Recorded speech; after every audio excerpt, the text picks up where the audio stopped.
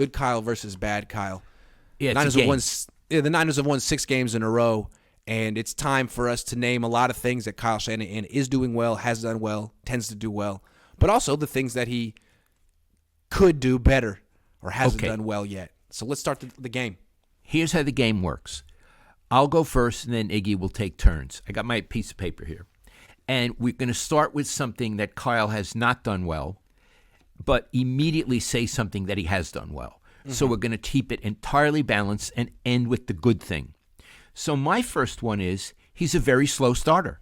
That's obvious. Last season and this season, he had losing records for a while, and everybody was getting a little nuts because he wasn't doing that and doing well, wasn't winning. And I think part of it is he either doesn't understand his personnel early on, and it takes him a long time to figure out how to use the chess pieces, or he's imposing his system on players who may not necessarily fit that system, and it takes him a little time to work that out. The good thing is he works it out. So he's a slow starter, but he's a fast finisher. So that's the yin and yang, the bad and good. How about you, Iggy? Okay, we talked about this in the last one, but he's not much of a leader. He's not much of a leader at all. But he empowers leaders. He gravitates to leaders. He hires leaders. He has a terrific defensive coordinator who was a player and is a natural leader. Saleh before him was a natural leader. He lets his own players have a big say, like Kittle and Juszczyk and Trent Williams and McGlinchey, and all the vets are very empowered on this team. So he can stick to his strengths and let other people sort of be the drivers of this team. Love it. Yeah. Okay, I have one. He gets a lot of players hurt.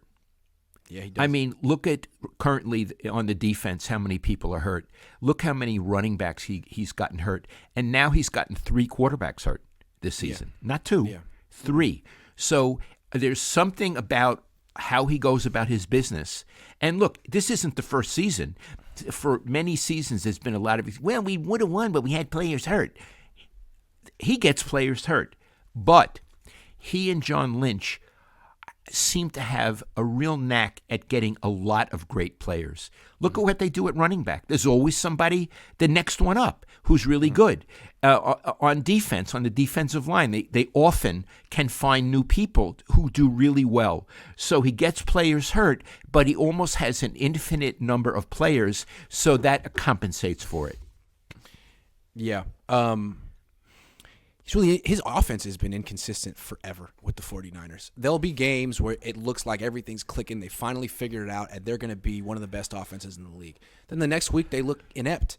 And it seems like despite the fact that they have excellent running backs and tight ends and wide receivers and quarterbacks who've won a lot and have talent, that their offensive line isn't great. And if anytime they go up against a defense that has a big, dominant defensive line that can get some pressure with only 4 guys, this offense is in for a long day, like a couple weeks ago against New Orleans when they scored 13 points. On the other hand, Kyle Shanahan's team, he's a head coach, and his teams consistently have great defenses. Consistently. And it's the priority. They prioritize it in the draft and free agency.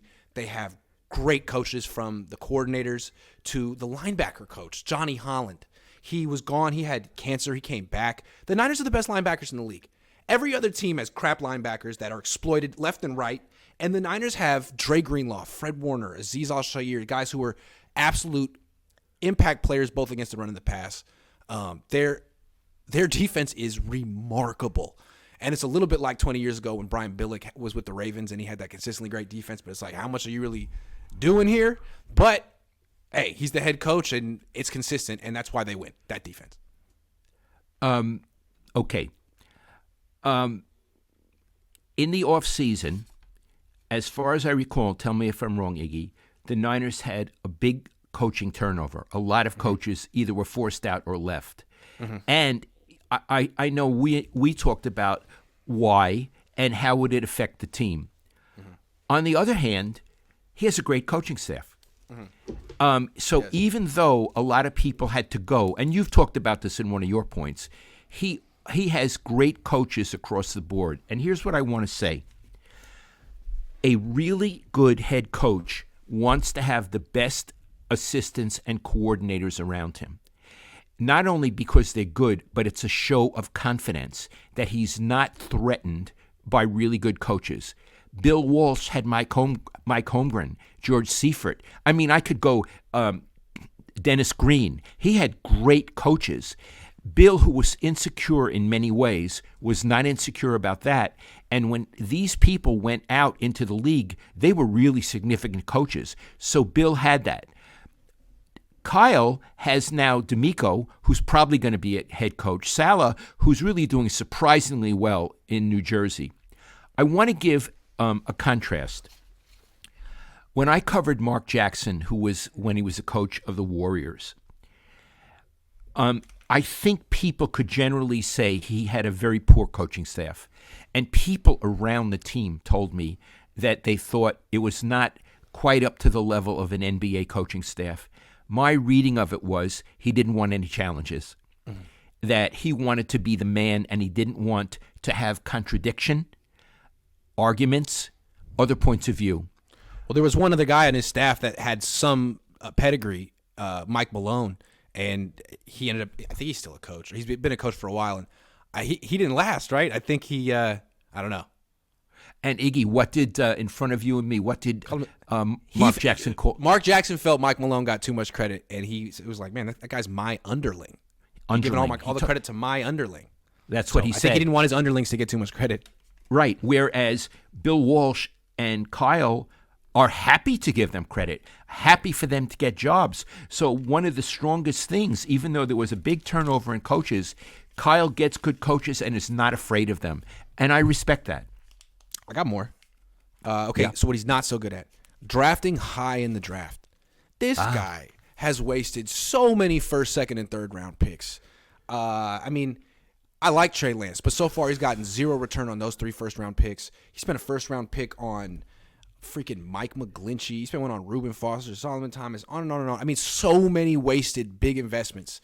But then he always makes up for it with some 5th-round pick or some 7th-round pick or some undrafted free agent. It's like, oh, you ruined Trey Lance. You recklessly ran in between the tackles, and your season is over, right? No, you got the last pick in the draft actually is really good too. Just happens to be that way. So, you lost Jeff Wilson. You lost Jeff Wilson Jr. Well, Jordan Mason's freaking amazing too. So, and over and over and over again. It's like, I don't know if he's getting bailed out or he's just better. The team is just better at drafting these guys. I don't know. Strange. Yeah, it's true. The back end of the draft makes up for their failure at the top end of the draft. And so next year they have no first-round pick, no second-round pick, only 1 third-round pick, no fourth-round pick. And I think they've just embraced that this is who they are. Let's just only pick after the 100th pick in the draft. They're good at it. I don't get it. Okay, another is, except for what we're seeing about Brock Purdy, Kyle has not really been good at coaching quarterbacks. Yep. He's not. There's a lot of failures that he's had. Beathard, you can name him better than me. He hasn't. I mean, Nick Mullins. He just hasn't. Now, Purdy may be the exception. On the other hand, I do think he's good at spotting good quarterbacks. Right. He spotted Trey Lance, who I think is going to be very good, and he spotted Purdy, who's a different kind of quarterback from Trey Lance. So although he can't coach up quarterbacks or hasn't been able to until now, he can spot them. And that's why Purdy's a really good fit for Kyle, because Purdy isn't a project. Purdy's pro-ready. Purdy's played a lot. You know, I mean, Purdy is what he's going to be. He's been this for a while. He's got all the game experience. Lance is a project for an ambitious, good coach like Andy Reid. And Kyle took on the project thinking he's at that level. Well, we'll see. We'll see. I got another one, and I'll start with the good one first. He's actually good at evaluating talent. Like, he spotted Brock Purdy. And then, not only that, he brought him into training camp and gave him a spot on the team and they traded. I don't know. They cut Nate Sudfeld, who they had given guaranteed money to. So Kyle was at practice. He watched the preseason games, and he correctly evaluated that. He also gave Jordan Mason a spot on the roster over Trey Sermon, who they spent a 3rd-round pick on last year. So he can see it. Give him credit.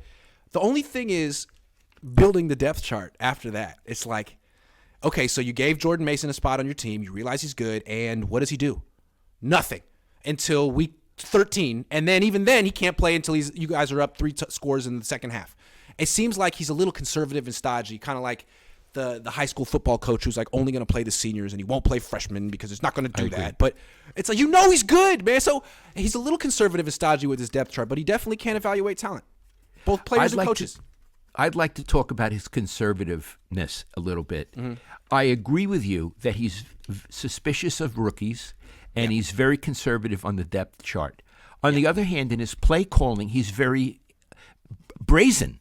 He's he takes risks. So he has 2 different personalities. Yes.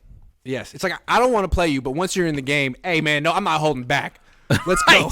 Right. It's like he's at war with himself. The conservative and the liberal are at war inside his head.